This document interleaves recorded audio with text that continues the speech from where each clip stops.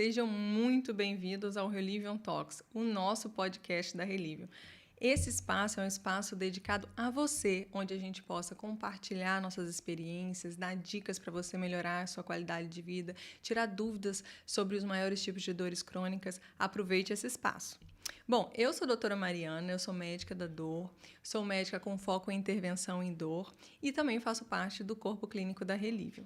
Hoje a gente vai falar de um tema super comum, super importante e também muito próximo do meu coração. Hoje a gente vai conversar sobre por que será que a sua dor de cabeça não melhora. A gente sabe que a dor de cabeça é muito comum na população. Afinal, quem nunca teve uma dor de cabeça, não é mesmo? Estima-se que até 90% das pessoas vão ter pelo menos um episódio de dor de cabeça um pouco mais grave na vida. Mas eu acho que isso deve chegar a quase 100%. É muito difícil a gente conhecer uma pessoa que nunca experimentou uma dor de cabeça. Entretanto, algumas pessoas vão desenvolver dores de cabeça incapacitantes, dores de cabeça crônica, dores de cabeça que realmente prejudicam a qualidade de vida. As dores de cabeça, elas são dos diversos tipos. A gente tem mais de 150 tipos de dor de cabeça. Então, é importante que a gente entenda os diferentes tipos, as diferentes repercussões, que a gente entenda o que é a dor de cabeça para a gente conseguir tratar e realmente fazer a diferença na vida das pessoas. Mas falando um pouco isso é interessante, né? Porque as pessoas acham que a dor de cabeça mais comum é a enxaqueca. Mas isso não é verdade. O tipo de dor de cabeça mais comum é a dor de cabeça tensional. Aquela dor de cabeça chata, que a gente tem mais no fim do dia, quando às vezes a gente tem um estresse maior, quando a gente fica um pouquinho sem dormir, essa é a mais comum. A enxaqueca, ela não é a mais comum, mas ela é uma das mais incapacitantes. Isso é tão importante, né? É tão importante a gente falar sobre dor de cabeça, porque a dor de cabeça, ela é a segunda maior causa de incapacidade no mundo, de tão importante que é a enxaqueca e a dor de cabeça. Então, hoje, vou responder umas perguntas, né? A gente vai conversar um pouco, então eu vou contar muito com a ajuda de vocês. Então, se você tem alguma dúvida, se você tem algum comentário, se você quer saber alguma coisa sobre enxaqueca, sobre dor de cabeça, sobre o tratamento, manda para mim que eu vou ficar feliz em responder você. Eu quero e preciso que todo mundo converse aqui comigo hoje. Então, a gente tem algumas dúvidas que a gente vai começar falando um pouquinho, que foram dúvidas que foram enviadas para o nosso Instagram, mas fique muito à vontade para participar comigo, eu vou adorar a sua participação. Então, vamos começar. Essa pergunta aqui é muito boa, que é uma pergunta: como a gente consegue diferenciar o que é uma dor de cabeça comum da dor de cabeça crônica? Essa pergunta é muito importante. Como eu já tinha comentado anteriormente, quando a gente pega, por exemplo, uma dor de cabeça comum, essa dor de cabeça que não tem muita importância, que é a dor de cabeça do dia a dia, essa dor de cabeça é a dor de cabeça tensional. Mas até mesmo essa dor de cabeça pode se tornar um problema, pode se tornar uma dor de cabeça crônica. O que é a definição de dor de cabeça crônica? A definição de dor de cabeça crônica é aquela dor de cabeça que acontece por um período maior do que 3 meses. E a gente precisa de ter pelo menos mais de 15 episódios por mês. Então, se você tem uma dor de cabeça que ela às vezes não é muito incapacitante ou que ela não é tão importante, né, tão forte, a ponto de te incapacitar nas suas atividades do dia a dia, mas se ela acontece mais de 15 dias por mês durante um período maior do que 3 meses, ela já é uma dor de cabeça crônica e precisa de tratamento. Essa não é a pergunta, mas eu vou aproveitar essa pergunta para diferenciar entre os dois tipos mais importantes e mais comuns de dor de cabeça. Essa dor de cabeça tensional, que é a mais comum, mas não é muito incapacitante, e o outro tipo, que é muito mais incapacitante, mas não é tão comum, que é a enxaqueca. Então, como que a gente diferencia entre esses dois tipos de dores de cabeça? A dor de cabeça tensional, a gente vai falar aqui, às vezes, talvez você me escute falar cefaleia. Cefaleia é o nome chique da dor de cabeça, sabe? O nome médico da dor de cabeça. Então, como que a gente diferencia entre uma cefaleia tensional, uma dor de cabeça da tensão e a enxaqueca? A dor de cabeça da tensão é uma dor de cabeça que ela pode ser de baixa intensidade, até mesmo de moderada intensidade, em aperto, em peso, geralmente dos dois lados da cabeça. Ela pode até estar associada a um pouquinho de náusea, uma vontade de vomitar. Não é muito comum, mas pode acontecer. e não tem foto e fonofobia. Isso é muito importante. O que é foto e fonofobia? O barulho atrapalha, a luz atrapalha. E esse tipo de dor de cabeça geralmente melhora com exercício físico. E agora, como que é a enxaqueca, então? A enxaqueca ela é incapacitante na maioria das vezes. Então, o que é isso que quer dizer? Que geralmente ela é moderada a forte intensidade. Então, ela não é uma dor de cabeça boba, uma dor de cabeça que você consegue funcionar, que você consegue continuar trabalhando, que você consegue fazer as suas atividades. Geralmente, ela é um pouquinho mais forte. Como que é a dor da enxaqueca? A dor de cabeça da enxaqueca geralmente é latejante, pulsátil, parece que tem um reloginho batendo na sua cabeça, ou então que o seu coração está batendo na sua cabeça. É de um dos lados da cabeça. Pode até variar o lado de acordo com a crise. Um dia dói mais esse, outro dia dói mais esse. Mas ela pode até ser na cabeça toda, mas não é o comum. O comum é que seja de um lado só. Geralmente está associado a náuseas, às vezes até mesmo a vômitos, e a luz atrapalha, o barulho atrapalha, e o exercício físico, a atividade física piora essa dor. Então, qual que é o comportamento típico do paciente de enxaqueca? O paciente de enxaqueca é aquele paciente que se recolhe durante a crise. Então, é um paciente que não consegue mais funcionar tão bem, o paciente que vai para um quarto escuro, fica sozinho, de luz apagada, pede para as pessoas não incomodarem, e se recolhe. E às vezes, vai até dormir para ver se a dor melhora. Então, isso é muito importante diferenciar. E é fácil entender isso, né? Por quê? Como eu falei que tem mais de 150 tipos, se a gente tratar uma dor de cabeça tensional como enxaqueca, a gente não vai conseguir tratar esse paciente. Assim como se a gente tratar uma enxaqueca como uma dor de cabeça tensional, a gente não vai conseguir tratar esse paciente. Então, é muito importante que a gente conheça os tipos mais comuns, saiba diferenciar entre esses dois tipos para a gente conseguir realmente ter um tratamento assertivo. Então, isso é muito importante. Diagnóstico sempre em primeiro lugar. Vamos seguir para esse aqui, mais uma perguntinha que a gente recebeu no Instagram da Relívio. Essa pergunta aqui também é muito boa. O que faz uma dor de cabeça ficar crônica? Então, o que faz você que tinha uma dor de cabeça, que acontecia de vez em quando, hoje você tem uma dor de cabeça todo dia ou quase todo dia. Então, quais são os fatores que cronificam a dor de cabeça? Bom, é super importante a gente perceber que a enxaqueca, né, e as dores de cabeça crônica também, elas têm um fator que é uma predisposição genética.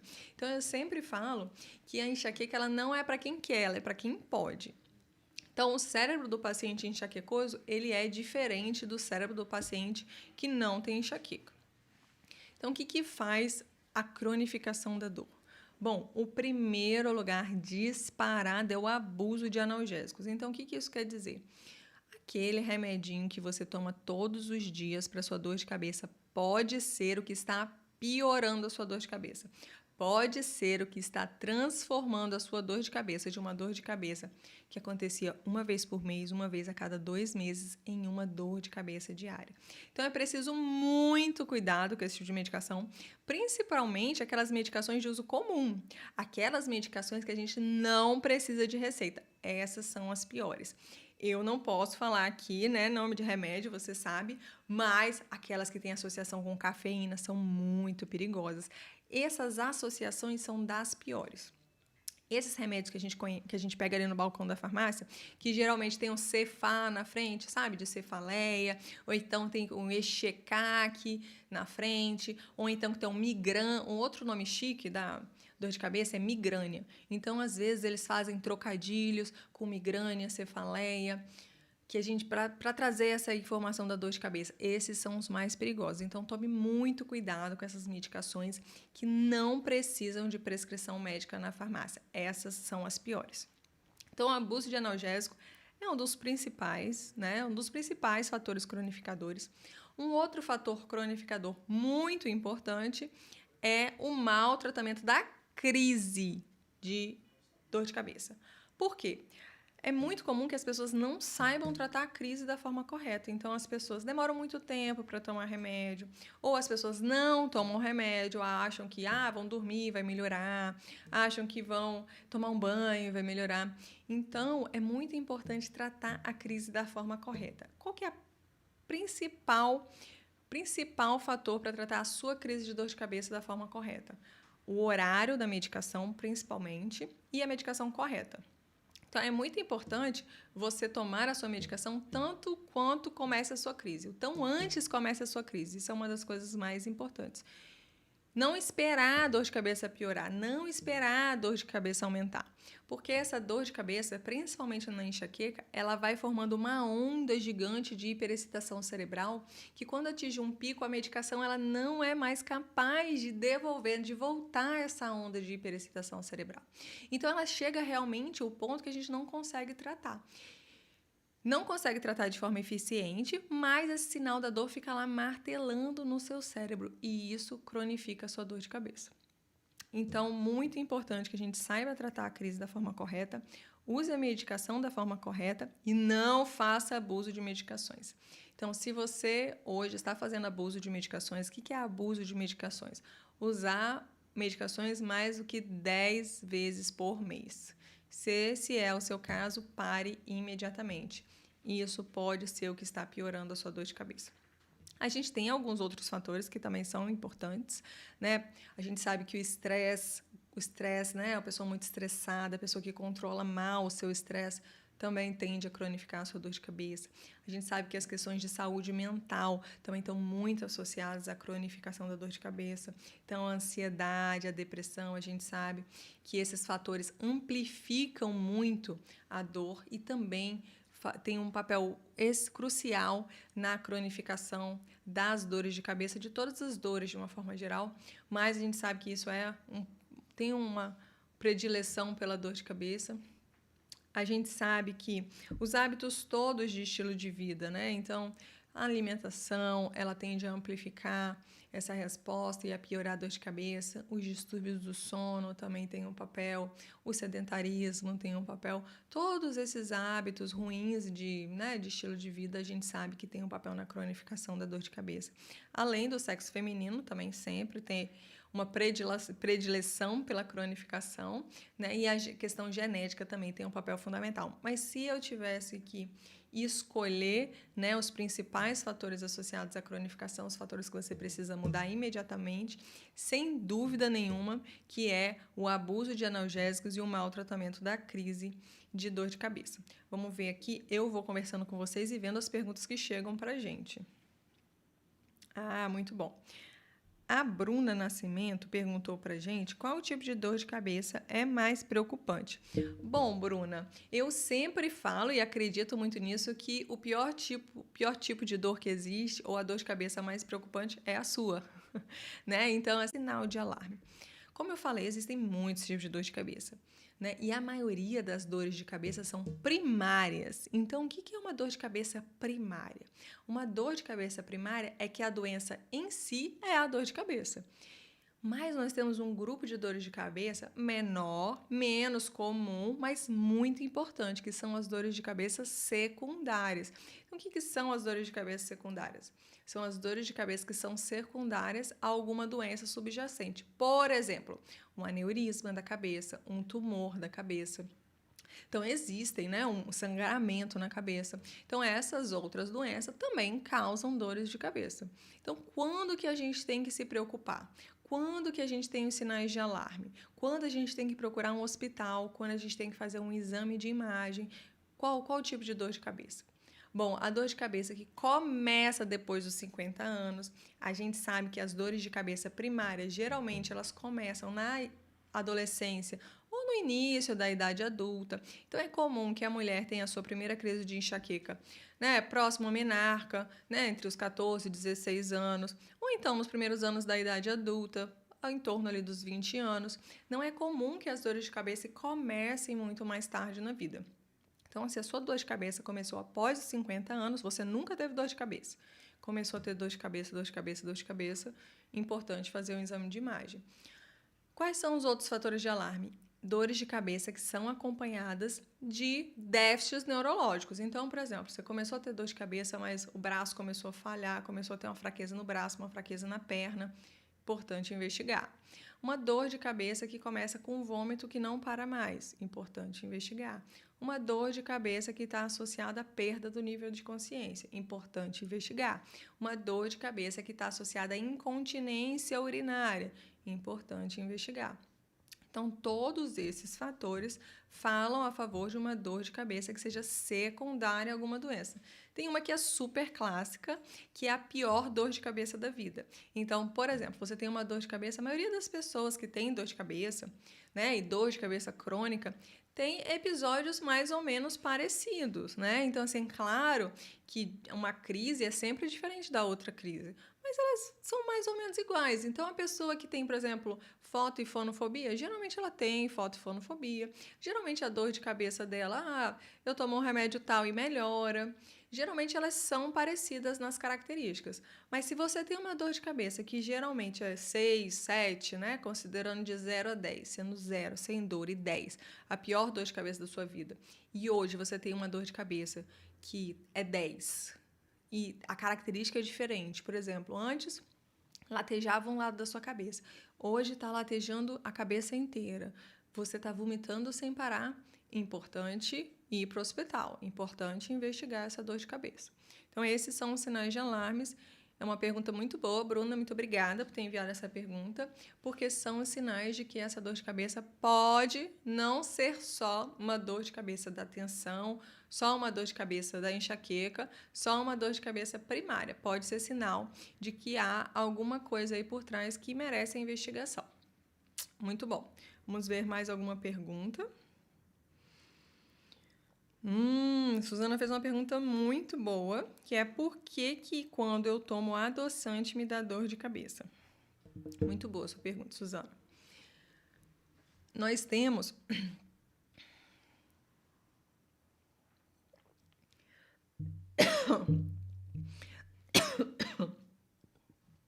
como eu falei no início da live, a enxaqueca, ela não é para quem quer, ela é para quem pode.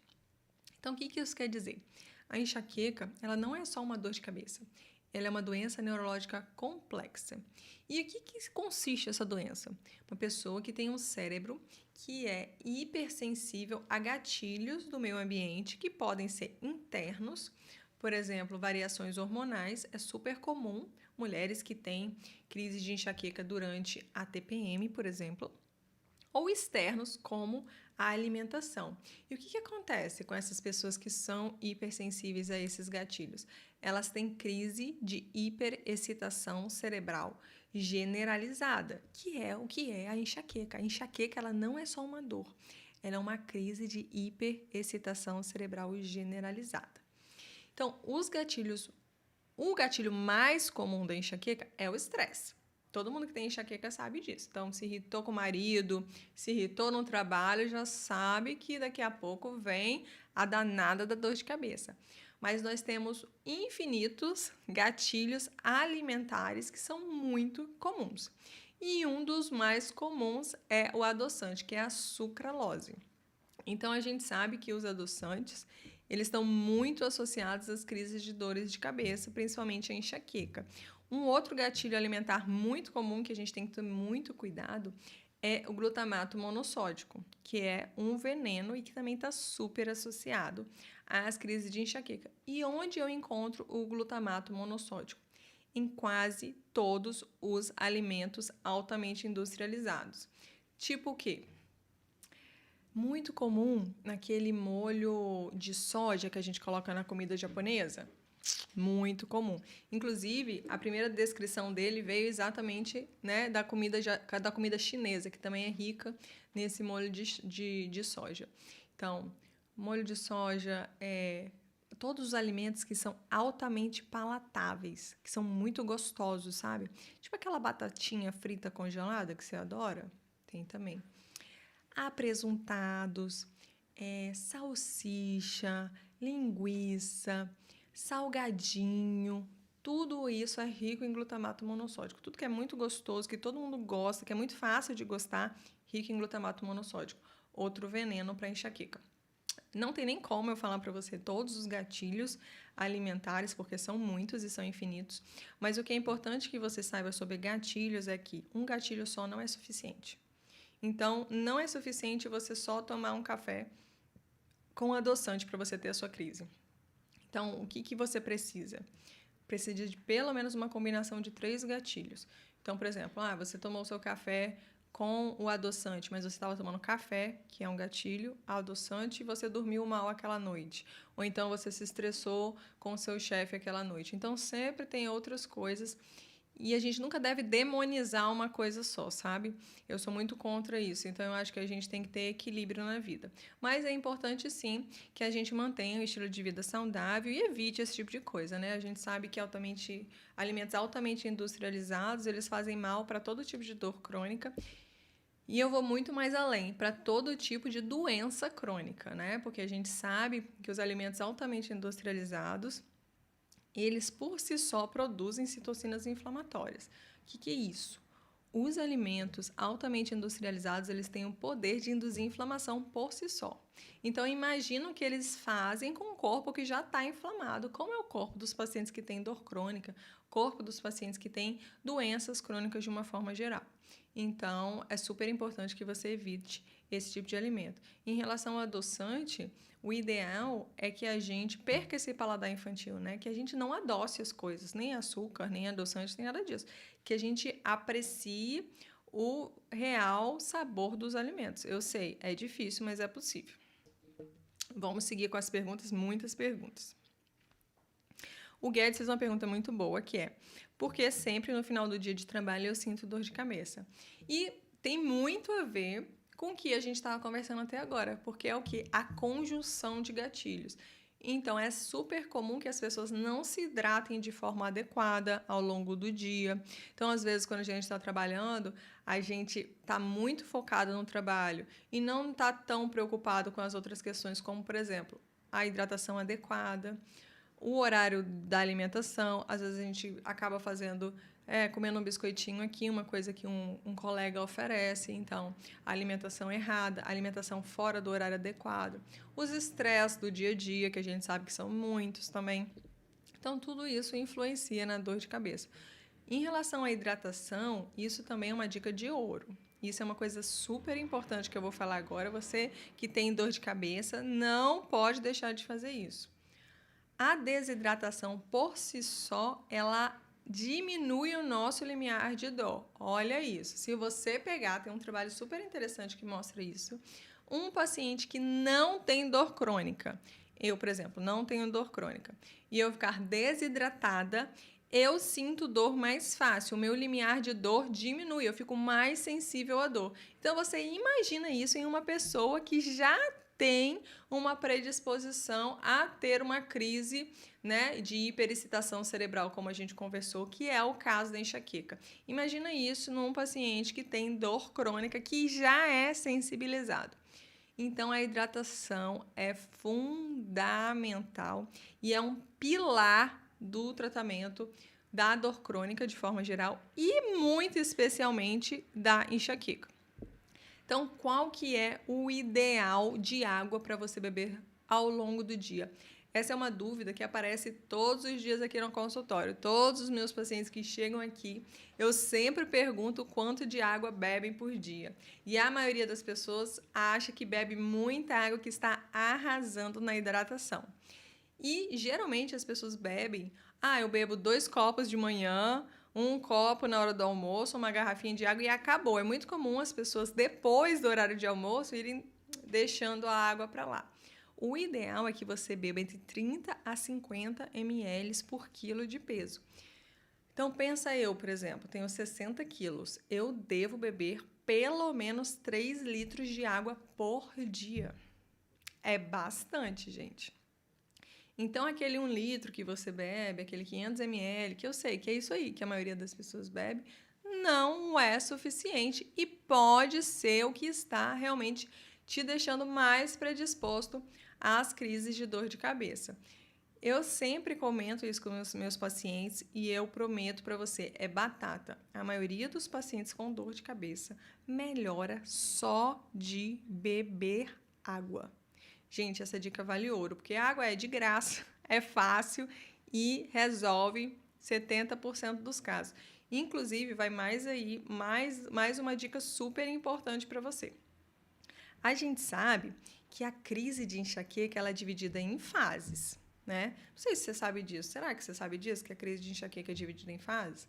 É muito comum as pessoas pensarem que a crise de enxaqueca é só a dor de cabeça, né? Mas a dor de cabeça, a fase de dor, é só uma das fases, é a terceira fase.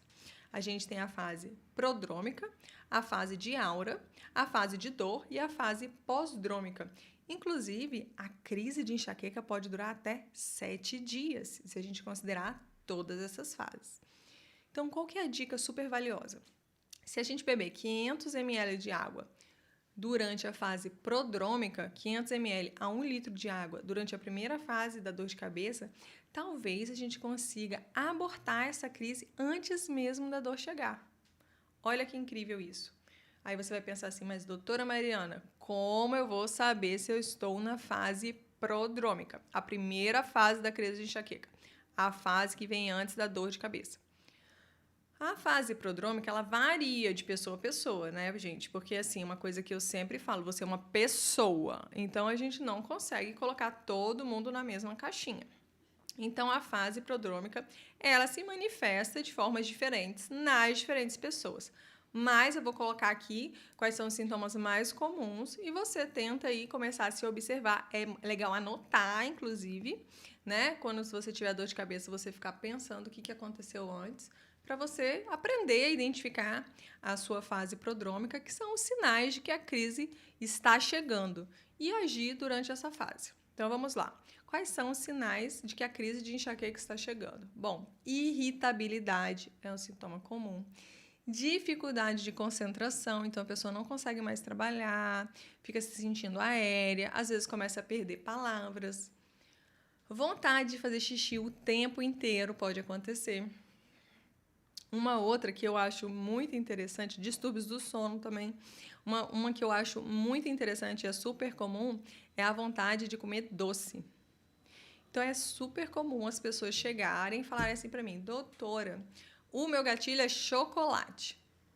E, na verdade, não é que essa vontade de comer doce ou o chocolate que a pessoa comeu é o gatilho. Não foi o chocolate que iniciou a crise. Na verdade, a crise já tinha começado. Então, a pessoa simplesmente cedeu àquela vontade de comer o chocolate, mas a crise já tinha começado, porque essa vontade faz parte do início da crise. Então, não é nem sempre o chocolate é o vilão. Inclusive, vou falar para você que tem diversos estudos que mostram que o chocolate, ele pode, inclusive, auxiliar na prevenção das crises de dores de cabeça. O chocolate, a gente sabe que tem várias substâncias ali que trazem bem-estar, que estão associadas à melhora da função da microbiota intestinal, que é super importante, né, para o controle das dores, em especial das dores de cabeça, e com a produção de serotonina, que também a gente sabe que é muito importante para o controle das crises e para as crises, em especial as crises de dores de cabeça. Mas não é para sair comendo chocolate por aí não, né, gente? É só para você saber que nem sempre o chocolate é esse vilão todo que as pessoas imaginam. Então, vamos lá seguir com as nossas dúvidas. A Cristiane, que está assistindo a gente no YouTube, fez uma pergunta. Qual a diferença entre enxaqueca e cefaleia diária? Muito boa a sua pergunta, Cristiane. Como eu falei, existem vários tipos de dor de cabeça. E a cefaleia, né? A cefaleia crônica diária, que é a dor de cabeça que acontece todos os dias, é um subtipo de dor de cabeça. E o que caracteriza essa dor de cabeça? É a dor de cabeça que acontece todos os dias ou quase todos os dias há mais do que 3 meses. Mas ela pode ter vindo de uma enxaqueca e pode ter vindo de uma dor de cabeça tensional, por exemplo. Ela é uma dor de cabeça transformada, né? Então, é aquela pessoa que tinha uma dor de cabeça, que acontecia de vez em quando, 2 vezes por mês, 3 vezes por mês, e que ela piorou a dor de cabeça dela e hoje ela tem dor de cabeça todos os dias ou quase todos os dias. E o que piora muito a dor de cabeça, né? O que faz uma migrânia transformada? O que transforma uma dor de cabeça que acontecia de vez em quando para uma dor de cabeça crônica diária? A gente já conversou aqui no início da live. Principalmente o abuso de analgésicos, tomar remédios para o alívio da dor de cabeça mais do que 10 dias por mês e o mau tratamento das crises de dor de cabeça. Mas a gente tem outros fatores que podem estar contribuindo para essa cronificação, como, por exemplo, os fatores relacionados à saúde mental, o controle do estresse e a alimentação, principalmente. Vamos lá, seguindo com a pergunta, mas foi uma ótima pergunta, excelente. A Thaís fez uma pergunta que é muito legal também. O leite e a lactose pode causar dor de cabeça? Isso é interessante porque hoje a gente vê uma demonização grande, né, do leite. Então, o leite, claro que existem pessoas que têm uma intolerância ao leite, né, que essas pessoas não devem consumir o leite, mas o leite por si só, ele tem uma proteína que chama caseína, que é de difícil absorção. Então, o que acontece? Isso prejudica muito o intestino, isso atrapalha o intestino. Então, a gente acaba desenvolvendo uma alteração da permeabilidade intestinal, porque essa proteína é muito grande e dá muito trabalho para o intestino. Então, a gente acaba gerando disbiose, que é uma alteração da microbiota intestinal, acaba mexendo com a permeabilidade do intestino e tudo isso contribui para a cronificação das crises de enxaqueca. Além disso, a gente também tem determinados queijos, principalmente os queijos muito gordurosos, né? Tipo o gorgonzola, o blue cheese. Esses são queijos que produzem também uma quantidade maior de uma determinada substância que está também associado à deflagração das crises de enxaqueca, que é um gatilho para as crises de enxaqueca. Então, o ideal é realmente que se diminua muito o consumo de leite e derivados, com a exceção dos iogurtes, né? Que os iogurtes eles já são, o leite já está ali digerido por aquelas bactérias do iogurte, então a gente tem uma facilidade maior da digestão, uma digestibilidade melhor do iogurte e ele pode sim ser consumido por pessoas que têm enxaqueca, mas o leite in natura, né, e esses queijos, ele deve ser evitado por causa das questões intestinais associadas ao consumo de leite e por causa dessa questão que ele pode realmente ser um gatilho para as crises. Muito boas perguntas, vocês estão arrasando. A Zilda fez uma pergunta maravilhosa. Zilda, queridíssima. Tá sempre nas nossas lives, né? Muito obrigada, viu, dona Zilda? Qual o tratamento que a Relivion oferece para a dor de cabeça? Bom, dona Zilda, como a senhora sabe, né, nós somos uma clínica, somos um hospital especializado no controle da dor muito completo. Então, eu diria que nós oferecemos quase todos. O que nós temos aqui hoje para dor de cabeça? A gente sabe que, como eu falei, primeira coisa é diagnóstico. Então, eu diria que uma das principais serviços, né, que a Relivion oferece, sem dúvida, são profissionais extremamente capacitados para o diagnóstico dos diferentes tipos de dor de cabeça. Nós temos uma equipe aqui que é especializada em medicina da dor, que tem a área de atuação em dor, que é certificada para a atuação em dor, e eu acho que esse é um dos principais diferenciais. Além disso, nós temos a acupuntura, que é excelente. A gente sabe que tem várias revisões sistemáticas, né, que mostram que a acupuntura tem efeitos maior do que determinadas medicações para o controle das dores de cabeça. Então, a gente tem trabalhos mostrando que a acupuntura foi superior ao topiramato, por exemplo, a nortriptilina, por exemplo, no controle das crises de enxaqueca. Então, a gente tem a acupuntura, a gente tem bloqueio de nervos, a gente sabe que bloqueios dos nervos occipitais, que são nervos que tem aqui nessa região de trás da cabeça, podem contribuir tanto para crise de enxaqueca como para o controle, né, diminuir a frequência e a intensidade das crises de dores de cabeça. A gente tem também o bloqueio do gânglio esfenopalatino, que é um gânglio que tem aqui, nessa região aqui atrás do nariz, que também pode ser ótimo tanto para o controle da crise como para a redução da frequência e da intensidade das crises.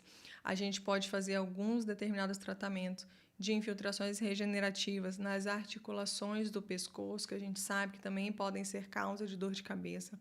A gente pode fazer desativação de pontos gatilhos, que são pontos dolorosos na musculatura, principalmente na musculatura do pescoço e dessa região do trapézio, que também podem estar associados à dor de cabeça. A gente pode fazer agora, né, a terapia neural, que também pode ser uma excelente ferramenta aí para o controle das crises de dor de cabeça. Para esses pacientes que têm dores de cabeça diária ou migrânia transformada, uma excelente opção é o bloqueio simpático venoso, que pode ajudar muito esses pacientes. A gente tem a possibilidade também de fazer radiofrequência, risotomia, que é queimar alguns nervinhos que podem também estar associados às crises de dores de cabeça. A gente tem realmente infinitos tratamentos. A gente tem a aplicação de Botox, né, que é a toxina botulínica também, que a gente pode determinar, a gente coloca em determinados pontos, que é uma terapia altamente eficaz para o controle da dor de cabeça. Então, eu acredito que nós temos assim, uma infinidade de tratamentos que a gente oferece, que são altamente eficazes aqui na Relivium, né? Eu acho que essa é uma mensagem, né, que eu quero deixar para você que está assistindo a nossa live hoje, né, que sentir dor de cabeça todos os dias, ou diariamente, ou há mais do que 3 meses, não é normal. Que você tem uma dor de cabeça que te incapacita, que te limita, que prejudica a sua qualidade de vida, pode ser comum, mas não é normal. E que há tratamento. Há muitos tratamentos, há muitas possibilidades, há infinitas possibilidades para você, que você não pode continuar deixando a dor limitar a sua vida. Obrigada, dona Zilda, pela sua pergunta. Ah, Zilda, muito boa a sua pergunta. Outra pergunta da dona Zilda. Se o diagnóstico é feito por meio de exames de sangue? Então, como eu tinha comentado, a gente tem muitos diferentes tipos de dor de cabeça.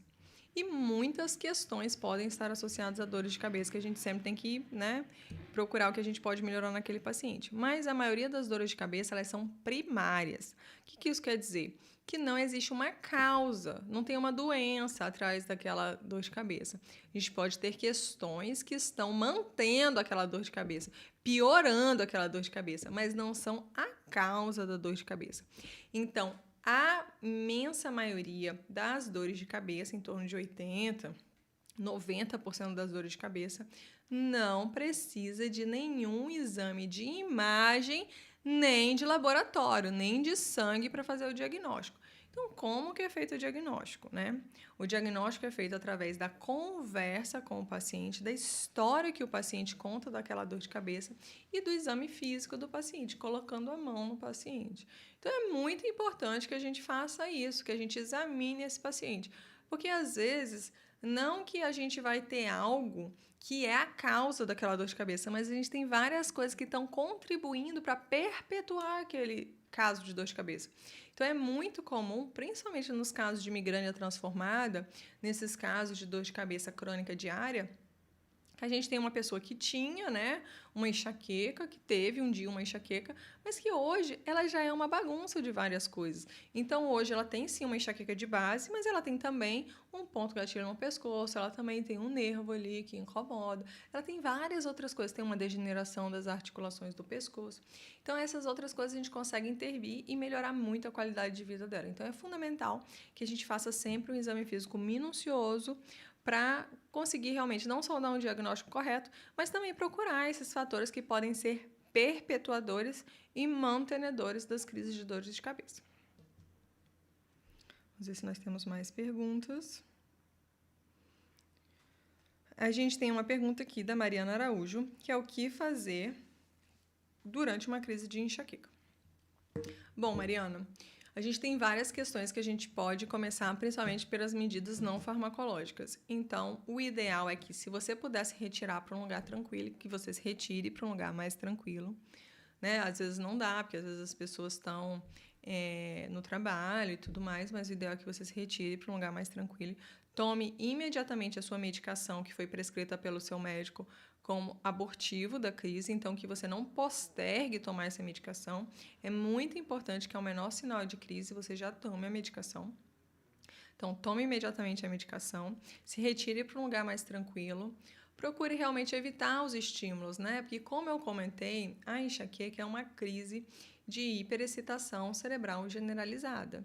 Então, o ideal é que a gente pare de levar estímulo para esse cérebro que já está ali não dando conta desse monte de estímulo. Então, sim, o ideal é que a gente vá para um quarto escuro, com pouco barulho, com uma temperatura nem quente nem fria, sem muito cheiro.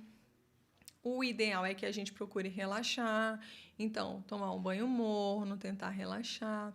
Às vezes, uma dica que é muito legal é que quando a gente tomar essa medicação, às vezes a gente não vai conseguir tomar um comprimido, porque está muito associado à náusea, muito associado a vômito. Então, hoje a gente tem algumas medicações que são spray nasal, que são sublinguais, às vezes até que são injeções subcutâneas. Então, a gente pode fazer uso dessas outras vias que podem ser mais legais do que a via oral para o paciente que está vomitando.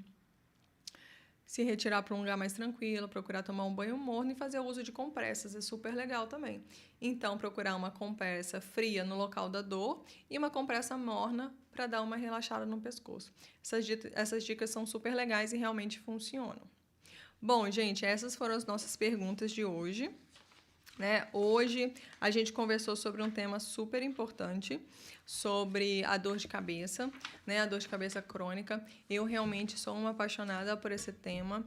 Eu acho que é um tema que é super comum, super prevalente e que limita muito a vida de algumas pessoas, Realmente tira muita qualidade de vida das pessoas. Então, é um tema super importante da gente falar aqui. Foi muito bom a participação de todos vocês, então eu agradeço imensamente pelas perguntas, por você ter estado aqui comigo, por você ter tirado esse tempo para vir aqui conversar comigo. E saiba que esse canal foi feito para você. Então, esteja sempre aqui, esteja sempre conosco, mande as perguntas, compartilhe conosco a sua experiência. Nós vamos adorar saber. Muito obrigada e boa noite.